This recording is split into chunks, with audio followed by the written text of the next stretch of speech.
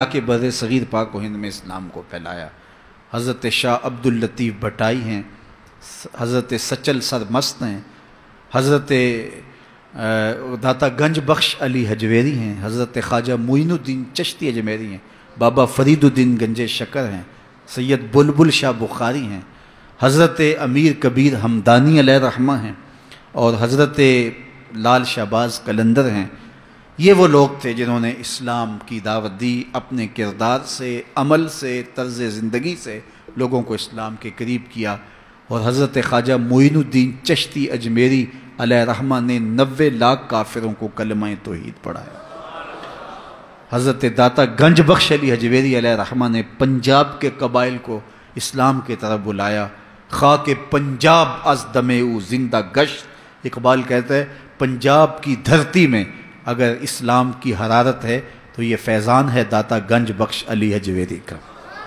اسی طرح جو اجودن کے اندر جو اب پاک پتن شریف کہلاتا ہے، حضرت بابا فرید الدین گنج شکر علیہ رحمہ نے جو ہے وہ پیغام دین پھیلایا، اور وہاں ان قبائل کا ذکر لکھا ہوا ہے جن قبائل کو انہوں نے اسلام کی طرف بلایا۔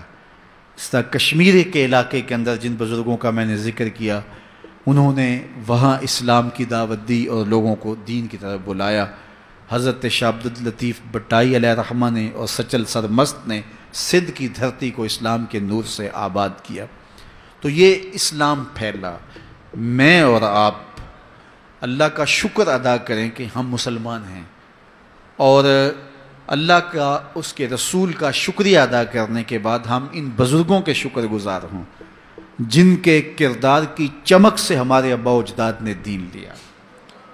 اگر یہ بزرگ یہاں نہ آتے تو ہماری 7ویں 8ویں 10ویں 15ویں پشت میں ہمارے آباء و اجداد مسلمان ہوئے تھے، تو آج اللہ کا شکر ہے ہم بھی مسلمان ہیں۔ اور اگر وہ مسلمان نہ ہوئے ہوتے تو شاید آج ہم کسی بت کے آگے ہاتھ جوڑ کے کھڑے ہوتے۔ تو آج اللہ کا شکر ہے کہ ہمارے اندر پاکیزگی ہے، ہمارے اندر طہارت ہے۔ تو یہ فیضان ہے ان بزرگان دین کا جنہوں نے ہمارے آباء و اجداد کے قلوب کی تطہیر کی، ان کے دماغ کو پاکیزگی دی، ان کے خیالوں کو طہارت بخش، اور ان کی پیشانیاں بتوں کے چرنوں سے اٹھا کے ایک مالک کی دہلیز پہ رکھیں۔ تو آج اگر ہمارے خون کے اندر وفا ہے تو ہم ان بزرگوں کے کبھی بھی ناسپاس اور ناشکر گزار نہیں ہو سکتے ہیں، اس لیے کہ بر صغیر پاک و ہند کے اندر جتنی بھی روشنی اسلام کی، جتنی بھی روشنی ایمان کی، جتنا بھی چراغاں جو ہے وہ دین کا پھیلا ہے، وہ ان بزرگوں کی محنت اور ان کی کوششوں کا ثمر ہے۔ اس طرح ان لوگوں نے اسلام کا یہاں نور پہنچایا، اور پھر جو ہے وہ بر صغیر کے اندر آج اللہ کا شکر ہے کہ ایک آزاد خطے پاکستان کی صورت کے اندر آج ہم ایک نظریاتی ملک کی صورت کے اندر جو ہے وہ موجود ہیں۔ قائد اعظم علیہ رحمہ نے وہاں 8 اگست 1944 کے اندر خطاب کرتے ہوئے کہا کہ پاکستان آج نہیں، پاکستان تو اس وقت ہی بن گیا تھا جب پہلے شخص نے یہاں اسلام قبول کیا تھا۔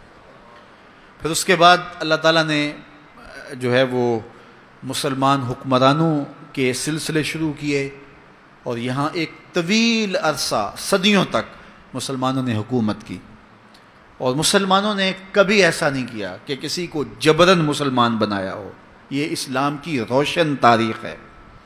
800 سال کے قریب یہاں ہم حاکم رہے ہیں، اور جو کہتے ہیں اسلام تلوار سے پھیلا ہے تو ان سے سوال ہے کہ 800 سال تک تلوار ان کی تھی، محمود غزنوی کی تلوار نے ان کو مجبوراً مسلمان کیوں نہ کیا، اور اندلس کے اندر مسلمانوں نے تلوار کے زور پہ ان عیسائیوں کو مسلمان کیوں نہیں کیا؟